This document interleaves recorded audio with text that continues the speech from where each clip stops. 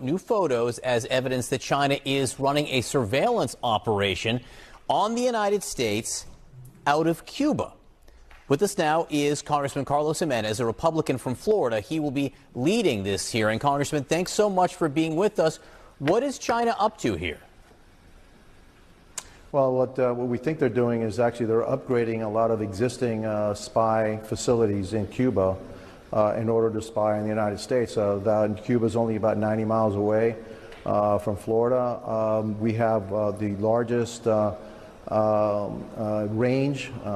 range in the United States, the only one that really can simulate a fight in Taiwan, in the Taiwan Straits. And so I think that the Chinese are very interested to look at our tactics, also intercept our communications, and that's why they're investing heavily in Cuba in these facilities. And so we're going to hear from some experts on it and see and get to the bottom of what's going on down there, what they think is going on down there, and are there any things that we can do in the United States to protect the national security.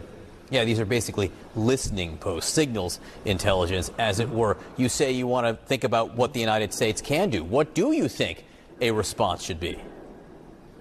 No, I don't. No, look, the only thing that we can do, and at the end of the day, is that we need the Cuban regime to go. The Cuban regime right now, the Cuban regime is at probably its weakest point that I have seen in over 60 years. They can't keep the lights on. They can't feed their people. They don't have adequate medical supplies to help their people. So it's a failed regime, and it's been failing for a long time. And so we need to put maximum pressure on that regime and change the regime and change it from an adversary nation into a friendly nation. And that's about the only thing that we can do, and that's the things that we should be looking at right now.